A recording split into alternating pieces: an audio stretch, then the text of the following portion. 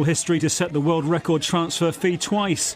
The FIFA Player of the Century, a World Cup winner and footballing genius who could do with the ball what others could only dream of. He achieved so much, and all from a working-class slum outside Buenos Aires.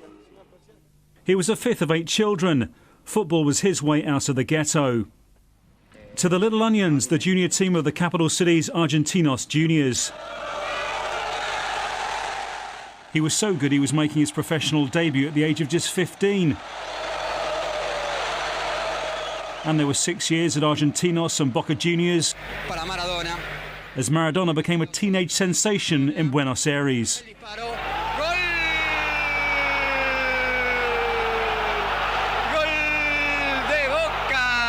He was signed by Barcelona for a then world record fee of £5 million in 1982.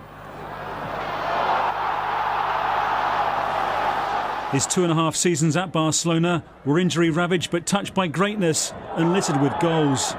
38 in 58 games. There were 2 Barcelona Cup wins as well, but also the shame of the 1984 Copa del Rey final, which saw Maradona at the centre of a violent brawl involving Barca and Athletic Bilbao players. They were incredible scenes. And the trigger for a move to Napoli, who Maradona transformed after another world record fee. To Serie A champions for the first time. He won the Scudetto twice, plus the UEFA Cup.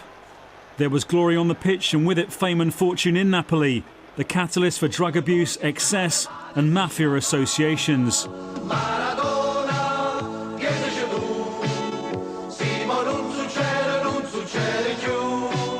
Culminating with a 15-month ban for cocaine use at Napoli in 1991. By this time, Maradona was already a world champion with Argentina, with whom he played at 4 World Cup finals. The first of them in 1982 was the first glimpse of Maradona excelling on a global stage at the age of just 21.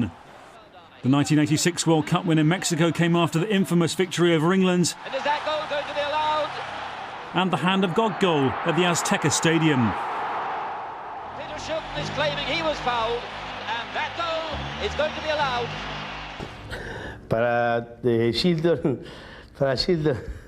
I don't like to be associated with it because you've got the world's greatest player at the time, the best player played against, cheating and getting away with it. Maradona's second goal in that match was later voted the goal of the century and the greatest in the history of the World Cup finals. It was a prelude to Argentina beating West Germany in the final in the same stadium. Maradona was the player of the tournament. He appeared to be on another level, a one-man team. He played the finals at Italian 90 as well. But his appearance at USA 94 was an infamous farewell to international football after 91 caps and 34 goals. A few months before the finals, he took aim at reporters with an air rifle. Maradona played the first 2 games, scoring an incredible goal against Greece. It was one of the most telling camera close-ups in football history. The game that followed against Nigeria was his 21st and last finals appearance. Then he failed a drugs test and was thrown out of the World Cup. Argentina were knocked out soon after. After that, his playing career finished in Argentinian domestic football 3 years later. Obesity and health issues followed his retirement as his weight ballooned and his testimonial arrived.